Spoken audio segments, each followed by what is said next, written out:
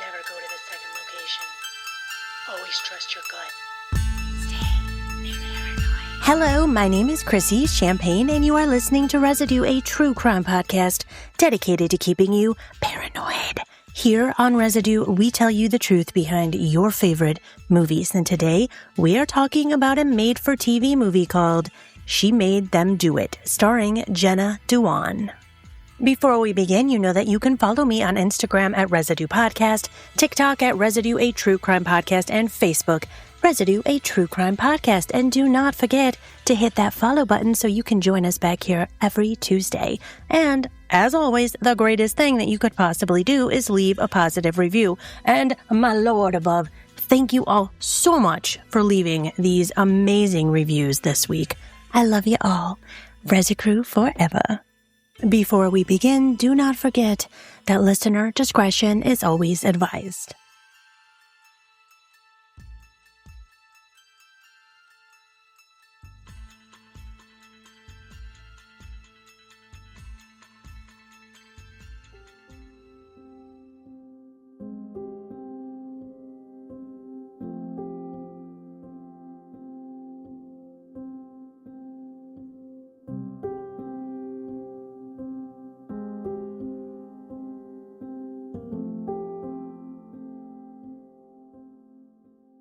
She Made Them Do It is a 2012 Lifetime movie based on the controversial criminal case of Sarah Jo Pender, a woman convicted of orchestrating a double murder who later escaped from prison and became one of America's most wanted fugitives.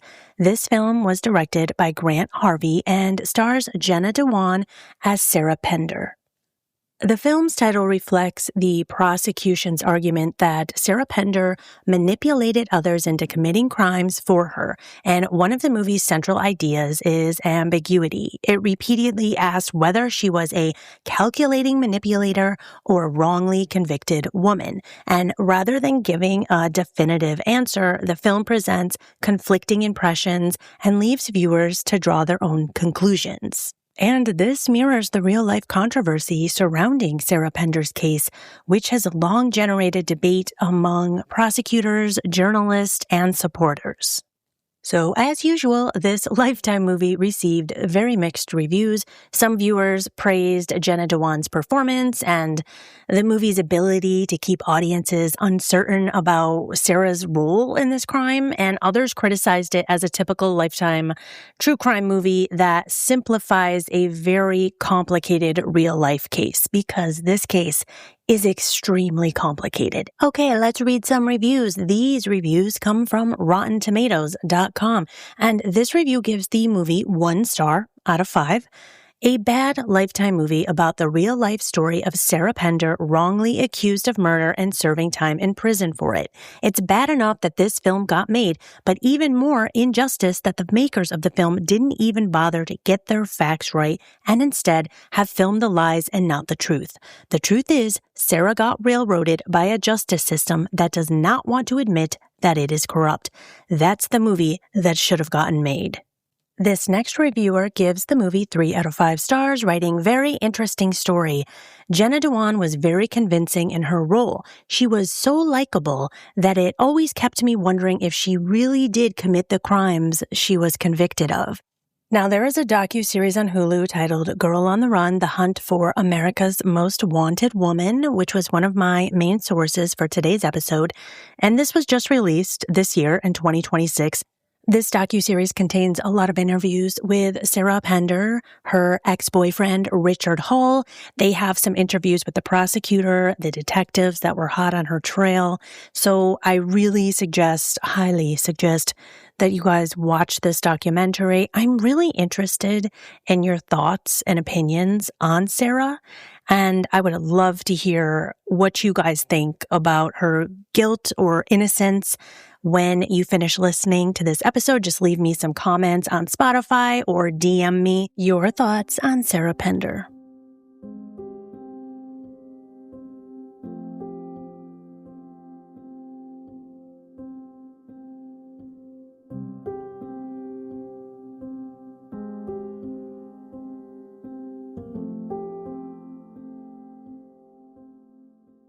Sarah Jo Pender was born May 29th, 1979, and Sarah had a sister, Jennifer.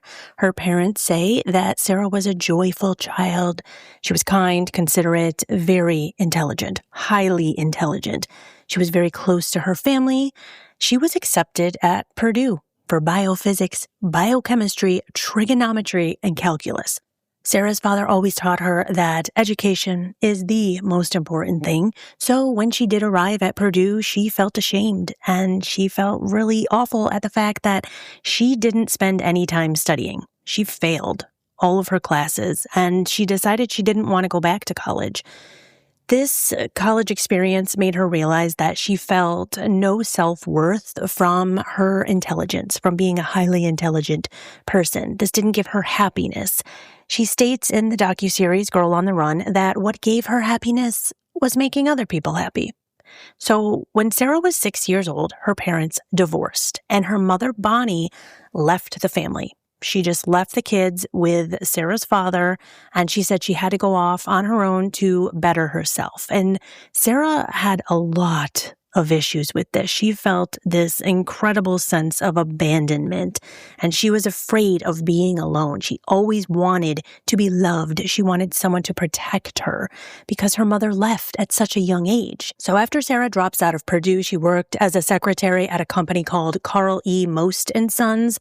She was working in the office at a construction company, basically, and she meets this guy named Richard Hull. Now, when she meets Richard, he tells her that he's a bouncer. He works at a bar. And he also lied about owning a carpet cleaning business. Now, at the time that Sarah met him, he had a criminal history that included 2 felony convictions for auto theft and residential entry and 6 misdemeanors. When Sarah met Rick, she says that he was manly, he was protective, and this was something that she really needed at that time. It felt good to her to be protected. So they start dating, and she would call him her protector. Richard, who we're going to just start calling him Rick because that's what most people refer to him as.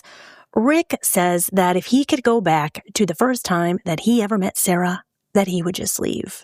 I mean, the one thing that Rick really liked about his relationship with Sarah right off the bat was the fact that she had a typical 9-to-5 job, so he could do his drug dealing without anyone being suspicious as to how they're paying their bills. Sarah goes to her 9-to-5, Monday through Friday, and Rick sells drugs.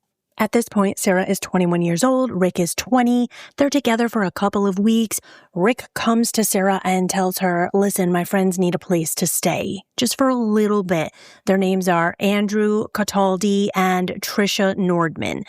Andrew's 24, Tricia's 25. They just need to move in with us for a little bit. So the 4 of them find a house together and they all move in. Now, Sarah believed her and Rick would end up getting married, having kids, moving to the suburbs, but their life turned out to be very different.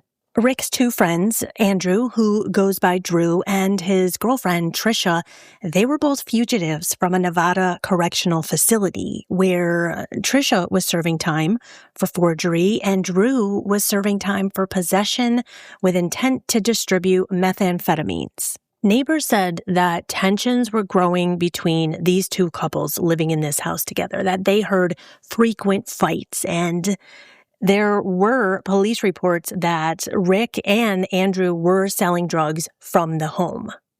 Now, what happened on the night of October 24th, 2000, the night of the murders?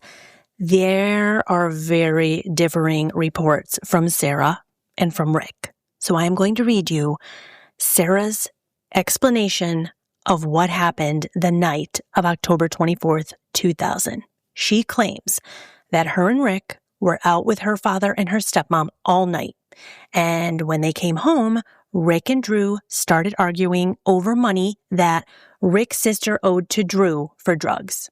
Rick looked at Sarah and he told her, you're going to probably want to leave this house right now. But Sarah said, I don't have anywhere to go. Where am I supposed to go? So she says that she just walked outside, walked around the neighborhood alone. And when she came home, the house felt, quote, quiet and wrong. And Sarah says she heard a noise, but she didn't know what the noise was. So she's calling out for Rick, and she couldn't see anyone. She didn't see Rick, Drew, or Tricia. But she looks down and she sees blood on the floor. She walks into the living room and she finds Rick bent over and putting Tricia's body into a blanket. Sarah says at that point she was deathly afraid of what Rick was going to do, and she didn't know what to do. So she just said, "Ricky," and he looked at her, and then they just stared at each other for what she felt like was an eternity. And she says that in that moment, she thought she was about to be the next one to die. But they just stared, and then she froze, and then she said, "What do you want me to do to help you?"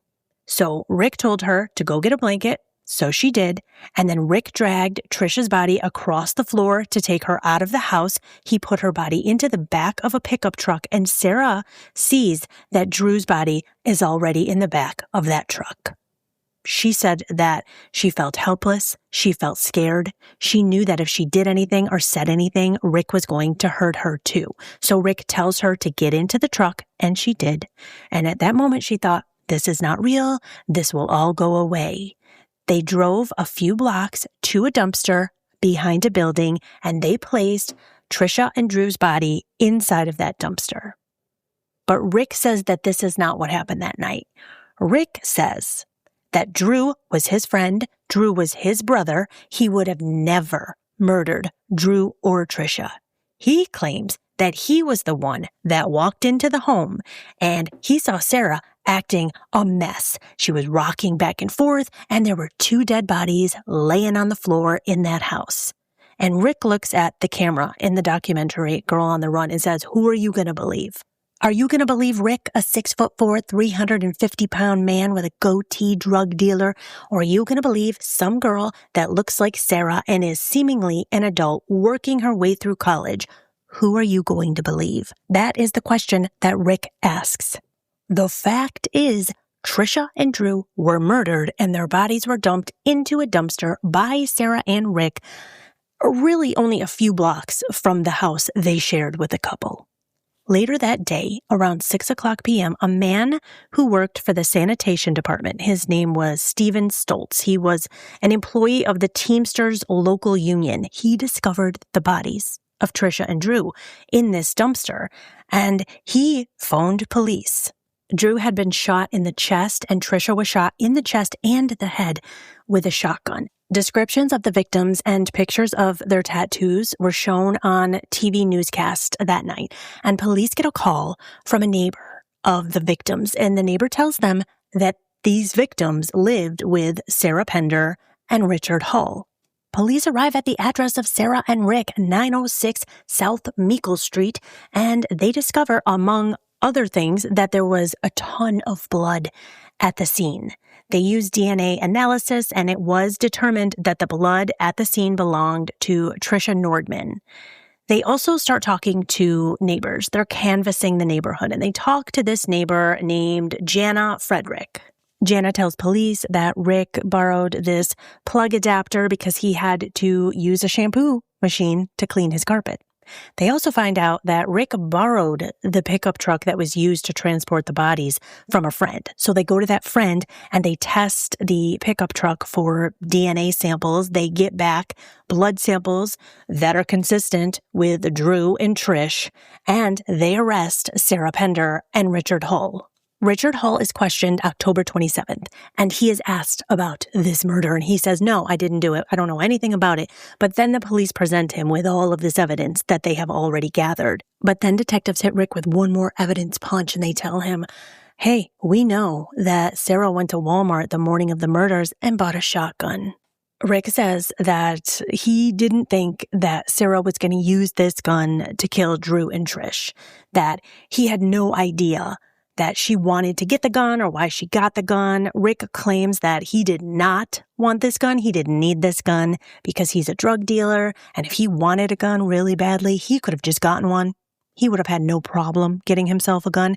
But Sarah claims she only bought the gun the morning of the murders because Rick begged her to, that he asked if she could sign for the gun, if she could pay for the gun. And she said, okay, because she was very scared That's her story. They drove to Walmart together. He looked around. He picked out the gun he wanted. He placed it on the counter. Sarah signed for it. And that's her story. She had absolutely no idea why he wanted the gun, what he was going to do with it. She didn't ask him. She just did it because she was scared. When Sarah is interrogated, detectives say that she cried a lot through her interview, that she was very scared, and that she kept saying, "I'm not a liar. I don't know how to lie." And I do have to say that she does say that in the docuseries also. She says, "I'm not a liar. I don't know how to lie." They also say that she was a little bit flirtatious in their interrogations and their interviews, and that she seemed to be the type of person that would talk her way out of stuff, that she was just used to being able to talk her way out of stuff. This is the words of the detectives. They said she would kind of twirl her hair, flip her hair, and that was very flirtatious to them. 20 months after the murders of Drew Cataldi and Tricia Nordman, Sarah and Rick are still in jail awaiting trial. And at this point, Sarah believes that she's going to be let out soon, that this is all a mistake. She's, claiming she didn't help. She had nothing to do with this. Yes, she did go and buy the gun, but she had no idea that it was going to be used for this purpose. And when the murders did take place, she was out on a walk. She thought she was in the clear, ready to go home. July 2002, Sarah's trial begins, and she is up against prosecutor Larry Sells, who does not like Sarah at all. He says that she just so happens to be the female Charles Manson. He felt so good about the evidence in the Sarah Pender case, he knew that he was going to be able to put her behind bars. Larry Sells argues to the jury that Sarah had the opportunity to leave, but she didn't. He also brings in a witness named Floyd Pennington. Sarah and Floyd had this pen pal type of relationship. They called it a, quote, steamy relationship through letter. Sarah said that Floyd was charming and he used proper grammar. So these two are writing back and forth. They're kind of digging each other, and they decide to come up with this plan to fake an illness, and they would both end up in the infirmary. And while they're there, they could actually meet in person, talk in person. Floyd told Sarah that he wanted a real relationship, and she also wanted a real relationship. But he told her, "I need you to tell me the truth about the murders." So during Sarah's trial, Floyd gets up on the stand and he testifies that Sarah told him that day in the infirmary that she wanted to get rid of those roommates for money. So she bought the shotgun and convinced Rick to commit these murders. Sarah says that as she sat there in the courtroom listening to Floyd tell this story, she couldn't understand why he was doing it. She said inside she was screaming, "Why are you lying? I never told him that." Now, along with Floyd Pennington's testimony, prosecutor Larry Sells also had something else up his sleeve. He had a letter that would prove that Sarah Pender was guilty. Rick Hall said that he had a letter that was allegedly sent to him by Sarah Pender in May of 2001. And in this letter, Sarah took responsibility for the murder. She wrote, "I wish I could go back and change the events of that night. Drew was so mean that night, I just snapped. I didn't mean to kill them. It must have been the acid. When you said you would try to take the blame, I knew that you loved me deeply. At first I thought you would tell, but you stuck to your promise." And this letter ended with, "Destroy this."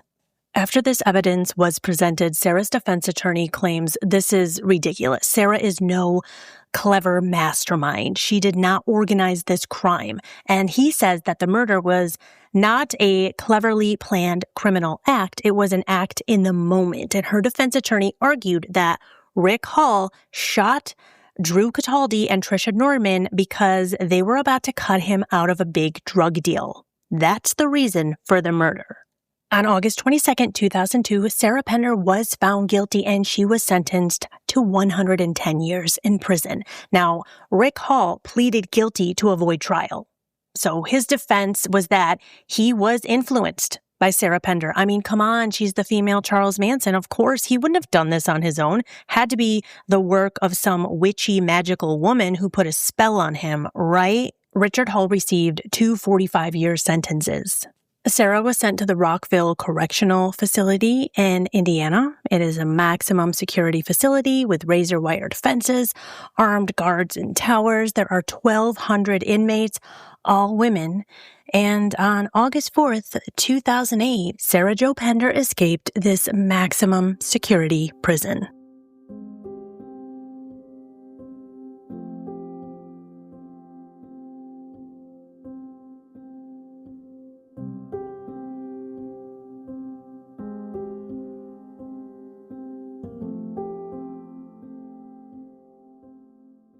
Sarah Pender says being sentenced to over 100 years for 2 murders that she did not commit, sitting in her prison cell all day, having nothing to do but think, she thought, you know what, I bet I can get out of here. Sarah met a girl in jail named Jamie, and they had a relationship, but now Jamie was out and she was free. Sarah fell in love with Jamie because she was a badass and she liked to take risks. So Jamie's out and free, and with the help of Jamie Long, her former cellmate, and prison guard Scott Spittler, Sarah was able to devise an escape plan. So this prison guard, Scott Spittler, he was married. He had kids, but he was also having a lot of sex with Sarah Pender behind bars. Planning this escape took months. Sarah knew she was going to need money, so she befriended Scott Spittler because she identified him as someone she could manipulate. And Sarah would get money. She would send it to Jamie on the outside to hold for her. And she asked Scott for help. And Scott said, yeah, I'll help if you give me $15,000. I'll drive you to the parking lot. And Sarah said yes, that she would give Scott $15K for a drive to the parking lot. And in that parking lot, Jamie Long would be waiting for Sarah. Scott also said, I'll help you if you have sex with me. And so Sarah said, I did what I had to do. Scott drove Sarah in a van and dropped her off where Jamie would pick her up. And Scott even told Sarah that he loved her and that he wanted to talk to her after she was out. And she said, don't worry, I love you too, and I'll text you later. But Sarah never called and Sarah never texted. And detectives start thinking, did Sarah use Scott? Did she take her magical powers and use that man? Like, that man surely would have never had sex with an inmate because he's married and he has children. He's an upstanding citizen. Of course, it was all Sarah that just hypnotized him into having sex with her in prison. I mean, this is the way that everyone seems to think in this case. They find out that Sarah escaped pretty quickly because they do about 3 head counts a day in this prison. And after viewing some video surveillance tapes, they conclude that Scott Spittler was Sarah's accomplice. So he was very quickly arrested on August 5th, 2008. He was charged with assisting a criminal, official misconduct, sexual misconduct, and trafficking with an inmate. He was sentenced to 8 years in prison. And then they realize, okay, her ex-girlfriend, Jamie Long, she's out. So let's start looking into her. Now, Jamie had already dropped Sarah off at a safe house, and then she left her there to go get her clothes, hair dye, a cell phone, and all of that money she was supposed to get her. But Scott tells detectives, I know that she's working with Jamie Long, her ex-girlfriend, her ex-cellmate. Now, Jamie's not dumb. She knows that police are probably on her trail. So she's trying to stay real undercover with this, and she's not going back to the safe house she dropped Sarah at because she knows the police might be following her. So she comes up with this plan with another ex-cellmate that they know named Peggy Darlington. Now Peggy's out and she decides, yes, she wants to help Sarah. So what can she do? The plan is this. Peggy is going to drive to the safe house, pick up Sarah. Sarah gets in her back trunk. They drive to McDonald's, where Jamie will be waiting inside of one of the stalls in the women's bathroom. She'll have all of the money that Sarah has sent her over these past few months. I mean, because this plan is not going to work if Sarah doesn't have money. So Peggy goes into the McDonald's. She walks into the bathroom and she says, Jamie? And she sees 2 feet underneath the stall. Jamie goes, yeah. And then she just slides an envelope under the door. Peggy takes it, leaves the restaurant, gets back in her car, and drives away. Peggy now drives Sarah to a Motel 8, gets her a hotel room. They go in the room. Sarah opens the envelope, and inside is only $350. She sent Jamie over $3,500 Jamie tells them, I'm sorry, I couldn't give you all the money because I feel like the police are on my tail. I'm afraid of getting caught and they take all of your money, so I didn't bring all of it. And Jamie was right, because that very night, detectives show up at her front door. Now, Jamie lives with this man that she is caring for. She's his caregiver. He's very old and he needs her help. Like, he cannot live without her. So Jamie's not talking. And detectives, specifically U.S. Marshal Ryan Harmon, tells her, listen, you're in a lot of trouble here. If we take you in right now, you're not going to be here to help care for this man. So they're talking to the man, too, and trying to get him to talk to Jamie and tell her, listen, you have to tell these detectives what they want to know because I need you to be here for me. Forget about your friend. She did something bad. So Jamie says, okay. And she takes the detectives upstairs to her bedroom, opens a closet, gets a shoebox out, and shows them all of this money. And she gives them all of Sarah's money, and then they ask her to call Sarah.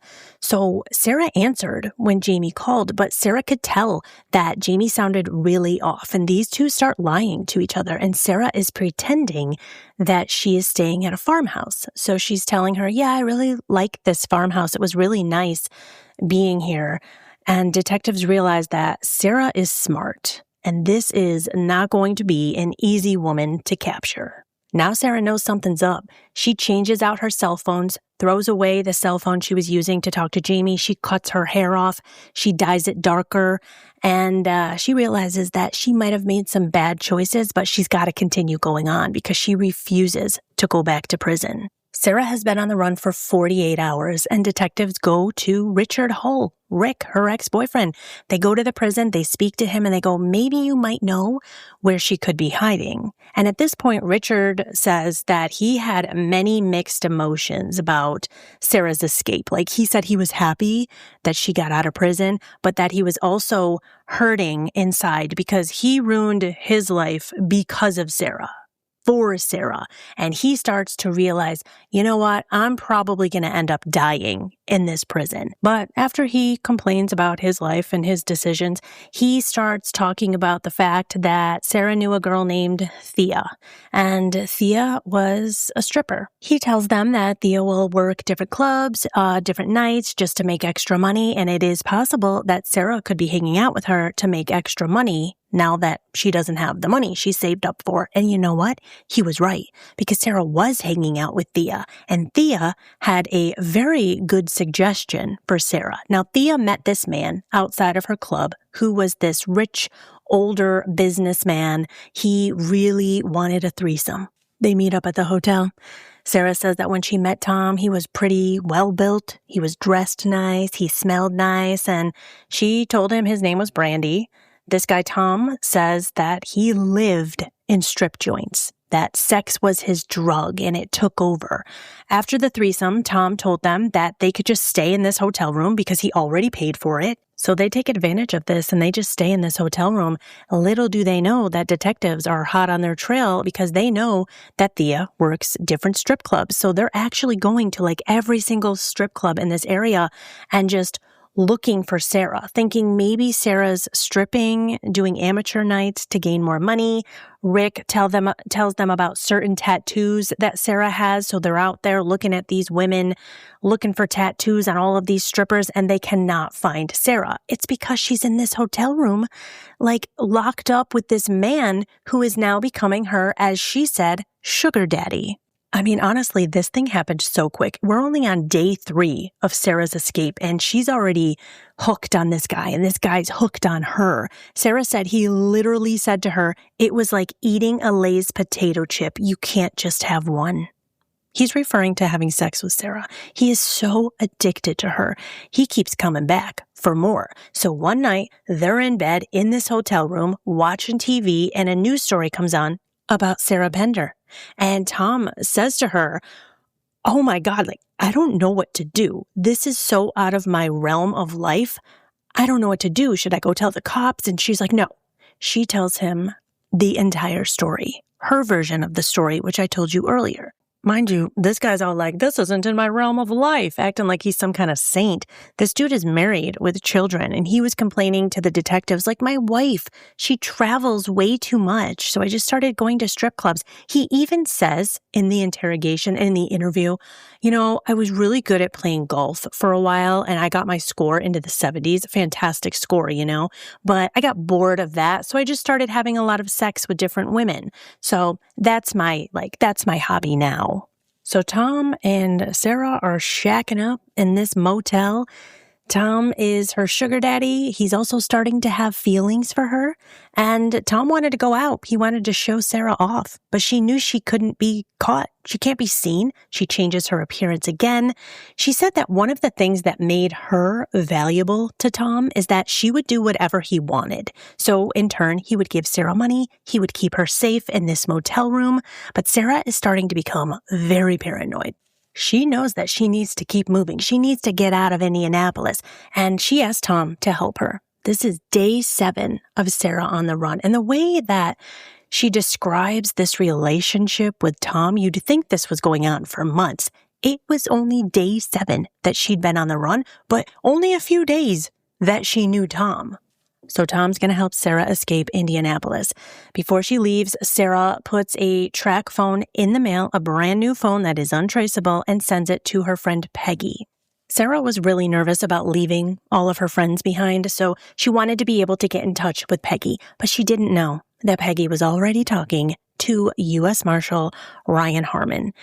She calls him immediately, tells him about the phone, and detectives tell Peggy, you have to call Sarah on this phone and you have to act normal. But Peggy is like a ball of nerves. Peggy is so nervous, even in this documentary, when she is in the interview sessions, she is so shaky and scared to be talking. And detectives are trying to locate the tower where Sarah is at. So Peggy's keeping her on the phone as long as she can. And Sarah says to Peggy, I can't turn myself in. This is what I chose to do, and if I go back to prison, I'm going to kill myself. She said, actually, on this phone call that detectives were listening to, she tells Peggy, I would almost rather that detectives do catch me and then just shoot me because they'd be doing me a favor. Now, while they're speaking to each other, detectives get a hit on a tower outside of Cincinnati, Ohio. They immediately call the Cincinnati, Ohio police. Everyone's on the scene. They are canvassing the area of where Sarah made this phone call, but they can't find her. And Ryan Harmon says, a good hunter will never give up. U.S. Marshal Ryan Harmon, his entire life became Sarah Pender, became the capture of Sarah Pender. It was all he could think about. He even ends up in the end losing his family, losing his wife, his children. His marriage ended because he put so much time and effort into trying to catch Sarah Pender. And now we are on day 40 of Sarah on the Run. This is when the America's Most Wanted episode airs. And during that episode, John Walsh says she manipulates people. She never stopped working her craft. Everyone around her was putty in her hands. This episode airs, and Tom and Sarah are in a hotel room watching America's Most Wanted. Larry Sells, the prosecutor in Sarah's case, tells everyone that Sarah is a woman to be feared, that she, quote, has a Charles Manson type quality. And Sarah says to this, because she's watching this and thinking, these people don't even know me at all. And now all of a sudden she's been branded Charles Manson. She says it is very common for a man to blame a woman for their actions. Now, this show generated a ton of leads. Tips come in from Minnesota, California, Texas, and of course, every single tip has to be looked into. And after this episode airs, all of Sarah's friends disappear. She has absolutely no contacts anymore, except for Tom. She dyes her hair again. She buys colored contacts, changed her eye color to hazel. She got glasses. Tom arranged for her to stay with a friend of his niece's. So Sarah got on a bus and she was on her way to her new destination where she was going to hide out. She said on that bus ride, she just pretended that everything was fine. And after Sarah got off that bus in Chicago to start her new life, hiding out, she acted like everything was fine. She went to work. She found someone that needed an assessor, and that's what she used to do at her old construction contracting job. She enjoyed walking to work every single morning. She said that she even met a man on the corner one day walking his dogs, and she stopped, had a conversation with him, and she enjoyed every second of being free, like little things we take for granted. She said she enjoyed hearing her footsteps on the pavement every morning, getting a coffee before work, talking to a random stranger. Meanwhile, she is on the 15 most wanted fugitive list. She is the only woman on that list, and they were offering a $25,000 reward for any information on Sarah Pender. Sarah is settled in on the north side of Chicago, where she calls herself Ashley Thompson. And on December 22nd, 2008, 2 hours after America's Most Wanted put on a rerun of the original episode, Sarah's neighbor identifies her and calls in a tip. At 11 p.m., while Sarah was just in her apartment enjoying the night, she hears a knock on the door and they yell, "Maintenance!" She gets really nervous. She knows this can't be a maintenance guy at 11 p.m. She looks out the peephole and she sees 4 men, some of them wearing bulletproof vests, and she thinks, I could grab my go bag and run out the back because there was a back door. But instead, she opened the door and she said to them, "Just let me get my shoes." 4 men escorted her out in handcuffs. When Sarah was returned to prison, she was put into solitary confinement. And Sarah says that it's just steel and concrete. You get a toilet, a sink, and a mat, and all you have is your mind. And it ravages you, and it eats you up, and it's a cycle, and you can't get your mind to shut up. She was told that she would not be released from solitary after a year of being in there. And they told her it was indefinite. There was no time limit. They didn't know how long she was going to be in there. She talks about how her mind started unraveling and she couldn't make sense of numbers anymore. She sat on the floor playing solitaire by herself and she couldn't understand the numbers. Now, this was a woman who was accepted into Purdue for trigonometry. She was highly intelligent. She had no idea what was happening to her, but she knew something bad was happening. It felt like her mind was ripping apart and a part of her was floating away. And she didn't have thoughts anymore. She says all she had was white noise. Sarah spent 4 years in solitary confinement, and she said she was afraid that she was losing her mind. It is around this time that prosecutor Larry Sells, the guy who dubbed Sarah Pender the female Charles Manson, he calls Sarah's mom Bonnie, and he says to her on the phone, "Bonnie, I've done 72 murder cases, and only one was a mistake, and that was your daughter, Sarah." Sarah did not receive a fair trial. And why did he change his mind? Well, an author named Stephen Miller wrote a book about Sarah's case, and he asked Larry Sells to come with him and look at some homicide files. And they go through all of these files. And in one of the files, Larry Sells sees a file titled Floyd Pennington. And inside of that file, there were 2 sheets of paper. They had a list of violent criminals, gangs. This was a snitch list. A list of people that Floyd Pennington would turn in to get a better deal on his sentence. Floyd Pennington, one of the reasons that Sarah Pender went to jail, was on a snitch list. Larry says that he never received this file, and it made him realize, oh my God, there has to be more to this case. Larry feels he messed up. He wants to make this right. In 2013, he calls a reporter for the Indianapolis Star named Vic Reichardt, and he tells him all of the problems that he has with Sarah's case.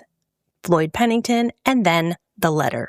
If you remember, the letter that Richard Hall gave to his defense attorney, who then gave it to the prosecution, the letter where Sarah confessed to the murders. Well, the circumstances on how that letter was delivered to prosecutors was sus. It was handed over by Rick to his attorney. And now Rick had a cellmate named Steve Logan. And this cellmate knew how to, copy people's handwriting. So Rick asked him to do him a favor. He gave them some of the letters that Sarah had written him, and he asked them to look over them and rewrite a letter in Sarah's handwriting, and that was the letter that was used at trial. Now, Rick claims that he didn't write it.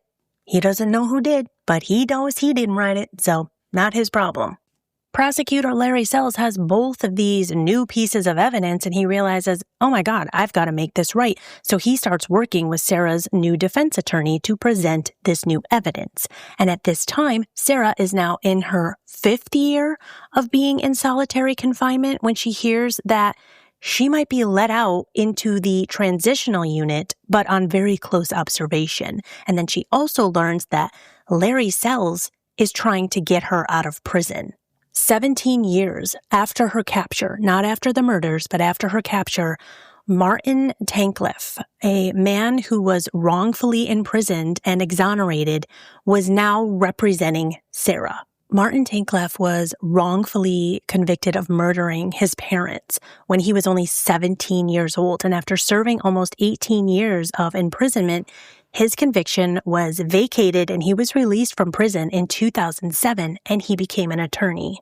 Now, they say there is no possibility of just exonerating Sarah, so they are asking for mercy because solitary confinement for 5 years is absolutely insane for the crime she committed.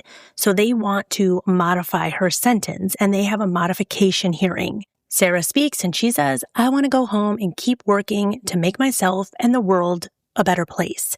They ask that Sarah is eligible for immediate release, but the judge wants time to contemplate his decision. And on January 5th, 2026, Sarah's petition for early release was denied.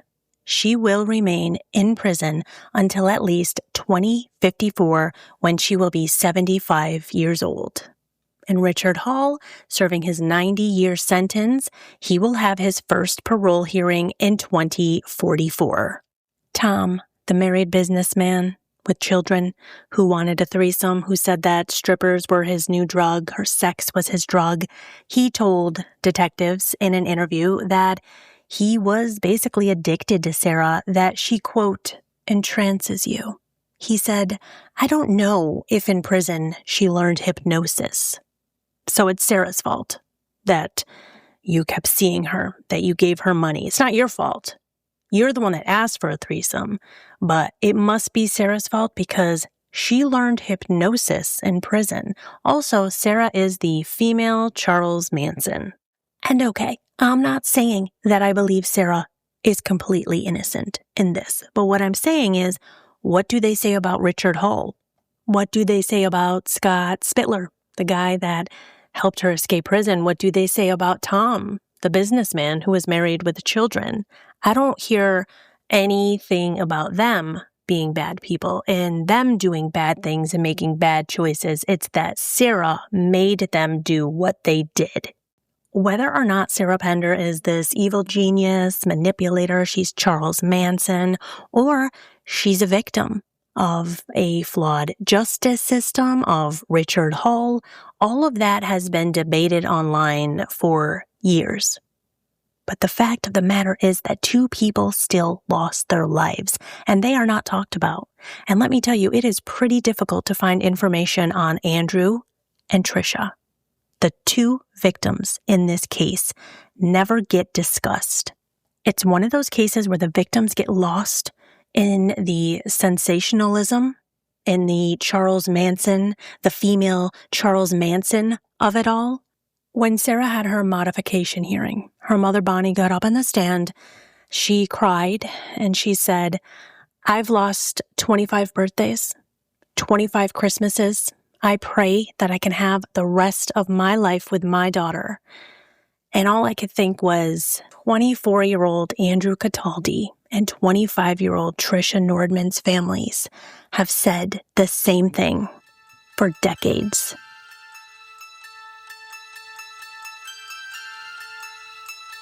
Thank you so much for being here with me today. Do not forget to hit that follow button so you can meet me back here next Tuesday. And until then, stay safe and stay paranoid.